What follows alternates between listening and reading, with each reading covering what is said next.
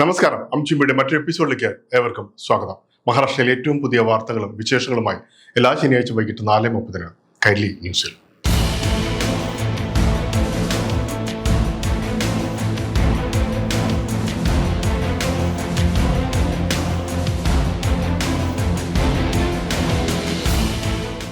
കാണാം പ്രധാന വാർത്തകൾ. ഈ പരിപാടി നിങ്ങൾക്കായി സമർപ്പിക്കുന്നത് Amritveni Hair Elixir for Women. Azia Builders, building beyond blue. മുംബൈയിലെ ഗതാഗത രംഗത്ത് പുതിയൊരു മൈൽ സ്റ്റോൺ കൂടി. പ്രാന്തപ്രദേശങ്ങളെയും താനെയുടെ വിവിധ ഭാഗങ്ങളെയും ബന്ധിപ്പിക്കുന്ന പുതിയ മെട്രോ സേവനങ്ങൾ ഉദ്ഘാടനം ചെയ്തു.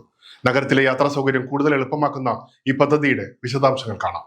ദഹിസർ ഈസ്റ്റിനെയും കാശിഗാവിനെയും ബന്ധിപ്പിക്കുന്ന മെട്രോ ലൈൻ 9 2Bയുടെ ആദ്യഘട്ടവും മുഖ്യമന്ത്രി ദേവേന്ദ്ര ഫട്നാവിസ് ഉദ്ഘാടനം ചെയ്തു. ദഹിസർ ഈസ്റ്റിൽ നിന്ന് കാശിഗാവ് വരെ 5 കിലോമീറ്ററിലധികം ദൈർഘ്യമുള്ള മെട്രോ ലൈൻ 9ന്റെ ആദ്യഘട്ടമാണ് ഇപ്പോൾ പ്രവർത്തന സജ്ജമായിരിക്കുന്നത്. 4 സ്റ്റേഷനുകളുള്ള ഈ എലിവേറ്റഡ് പാത മുംബൈയുടെ പ്രാന്തപ്രദേശങ്ങളെയും താനെയുടെ വിവിധ ഭാഗങ്ങളെയും നേരിട്ട് ബന്ധിപ്പിക്കുന്ന ആദ്യ മെട്രോ സേവനമാണ്. അതേസമയം മുംബൈ മെട്രോ ലൈൻ 2Bയുടെ ആദ്യഘട്ടവും മണ്ടാലെ മുതൽ ചെമ്പൂർ വരെ ആരംഭിച്ചു. ഇരു ലൈനുകളിലും സ്ഥിര സർവീസുകളും ആരംഭിച്ചു.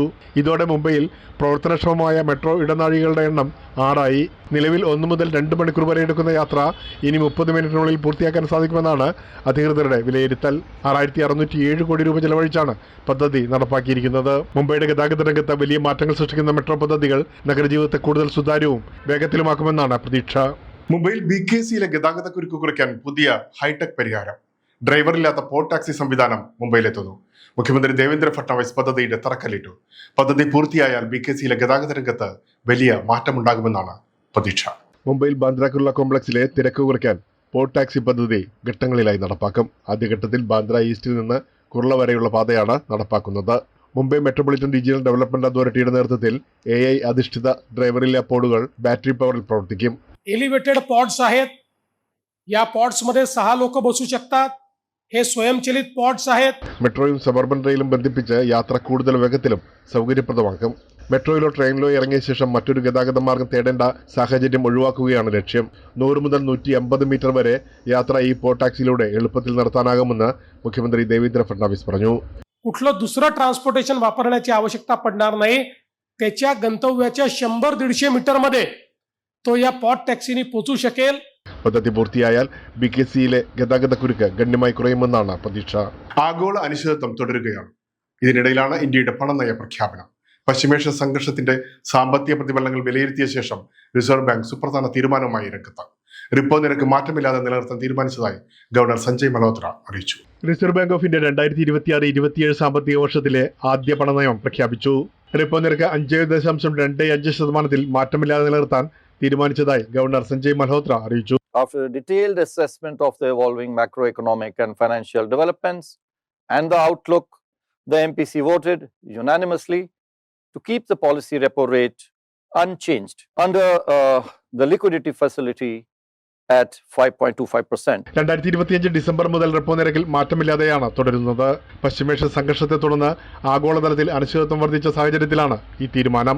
ഊർജ്ജവില വർധനയും കാലാവസ്ഥാ വ്യതിയാനത്തെ തുടർന്ന് ഭക്ഷ്യവസ്തുക്കളുടെ വില ഉയരുന്നതും പണപ്പെരുപ്പത്തിന് പുതിയ വെല്ലുവിളികൾ സൃഷ്ടിക്കുകയാണെന്ന് RBI വിലയിരുത്തുന്നു.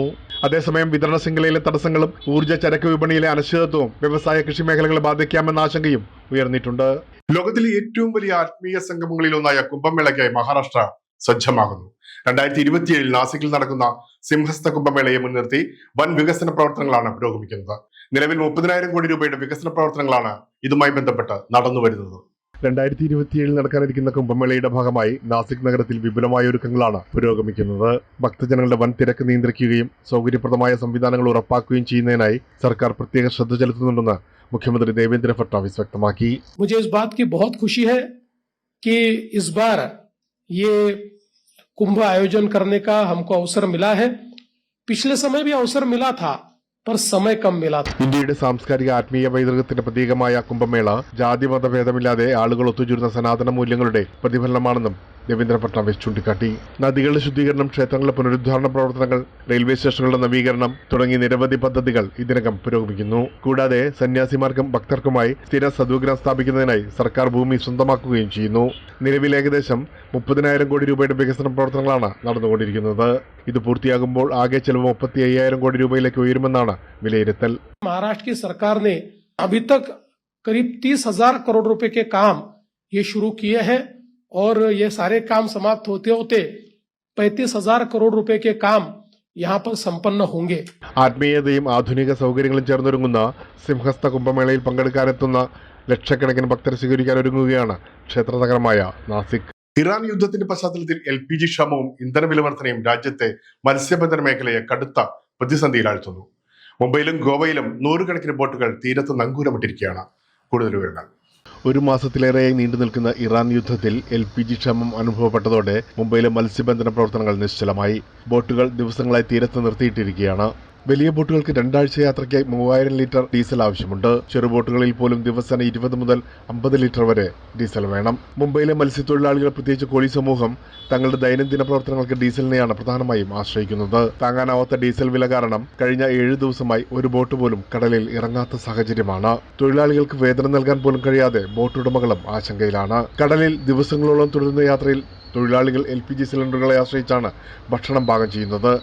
എന്നാൽ ഇപ്പോൾ അതും ക്ഷാമത്തിലായി. ഗോവയിൽ കുറഞ്ഞത് 30% ട്രോളറുകൾ പ്രവർത്തനം നിർത്തിയതായി തൊഴിലാളികൾ പറയുന്നു. മത്സ്യലഭ്യത കുറഞ്ഞതോടെ വരും ദിവസങ്ങളിൽ മീൻവില കുതിച്ചുയരുമെന്നാണ് മുന്നറിയിപ്പ്. മഹാരാഷ്ട്രയിൽ മാത്രം 3 ലക്ഷത്തിലേറെ ആളുകളുടെ ഉപജീവനമാണ് ഈ മേഖലയുമായി ബന്ധപ്പെട്ട് നിൽക്കുന്നത്.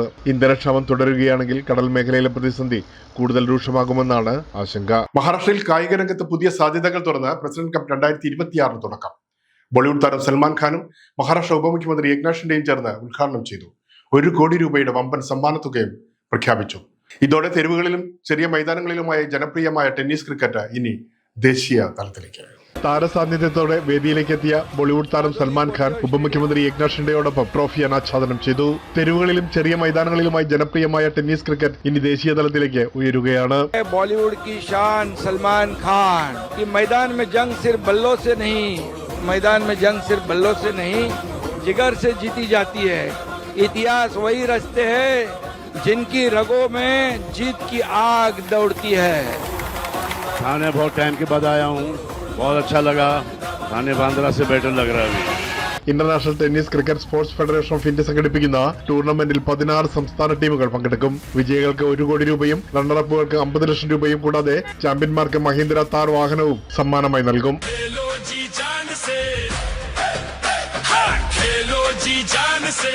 സിനിമ, രാഷ്ട്രീയം, കായികം 3 മേഖലകളുടെ ശക്തമായ കൂട്ടായ്മയായ ഈ ചടങ്ങ് ടെന്നീസ് ക്രിക്കറ്റിന്റെ ഭാവിക്ക് വലിയ പ്രതീക്ഷകളാണ് ഉയർത്തുന്നത്. കായിക രംഗത്ത് പുതിയ സാധ്യതകൾ തുറന്നുകൊണ്ട് പ്രസിഡന്റ് കപ്പ് 2026 ഇനി ദേശീയ ശ്രദ്ധയിലേക്ക്.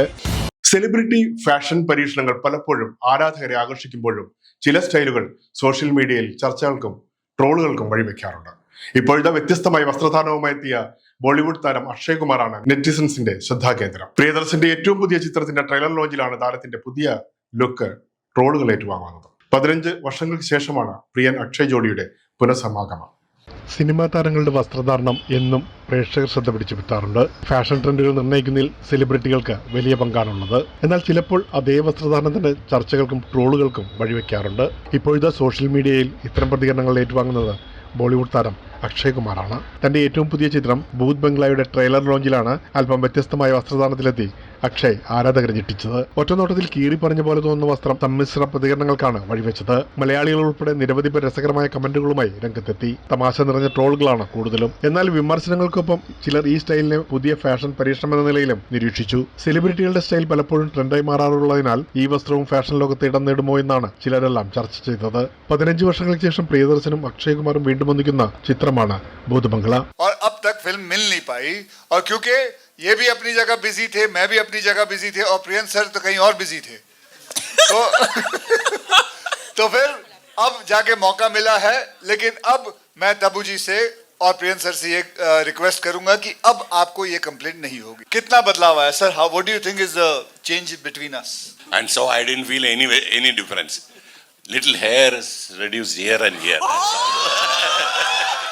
ഹൊറർ കോമഡി വിഭാഗത്തിൽപ്പെടുന്ന ചിത്രം ഇരുവരും ചേർന്നുള്ള 7ാമത്തെ ചിത്രമാണ്. ഇനി ഒരു ഇടവേളയ്ക്ക് ശേഷം കാണാം മഹാരാഷ്ട്രയിലെ കൂടുതൽ വാർത്തകളും വിശേഷങ്ങളും. അപ്പോൾ അച്ഛൻ അന്നത്തെ ദിവസം വിഷുവിന് ഓണത്തിനാണ് മട്ടൻ. അപ്പം ഞങ്ങൾ ഭയങ്കര സന്തോഷ. ഓ, അച്ഛൻ ഇന്ന് മട്ടൻ വാങ്ങുമല്ലോ, മട്ടൻ കഴിക്കാലോ.